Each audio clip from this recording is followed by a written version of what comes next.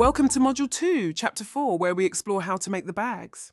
These discrete bags allow customers to store used pads cleanly during the day.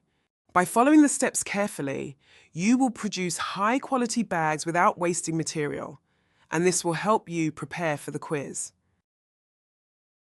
You will need materials such as patterned or dark blue cotton cloth for style and matching colours, along with soft plastic for a leak-proof layer that can be wiped clean. The equipment includes safety scissors, a sewing or overlock machine, thread, a wooden ruler, a measuring tape, and a pen. For the bag template, use a piece of thick card or cardboard. Cut out a square that measures 22 centimeters by 30 centimeters for the long bag, and another square that measures 20 centimeters by 25 centimeters for the short bag.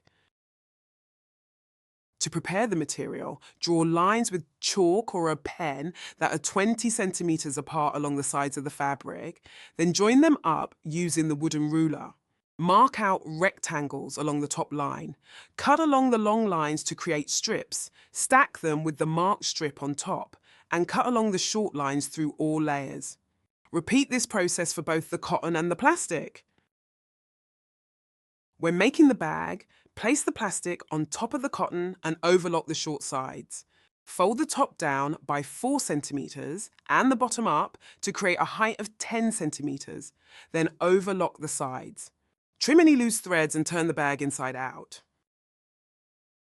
For quality checks, ensure the stitching is secure, the lid seals properly, the height is symmetrical, it can fit 3 pads, and the overlocking is tight.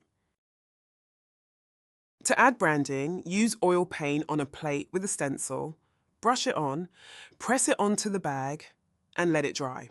The logo should be clear without smudges. Review the handbook for pictures and take the quiz with confidence. Great work!